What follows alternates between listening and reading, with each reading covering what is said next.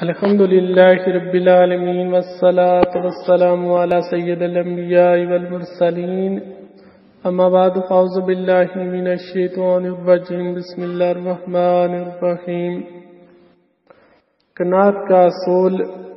حضرت سیدنا امام ابو حامد محمد بن محمد غزالی رحمۃ اللہ علیہ قناعت کی نعمت پانے کا طریقہ بیان فرماتے ہیں، جس کا خلاصہ کچھ یوں ہی ہے۔ قناعت کا اصول تین چیزوں پر موقوف ہے: ایک صبر، دو علم اور تین عمل۔ پہلی چیز عمل ہے، یعنی معیشت میں درمیانہ انداز اور خرچ میں کفایت اختیار کرنا۔ جو شخص قناعت میں بزرگی چاہتا ہے اسے چاہیے کہ کم خرچ کرے۔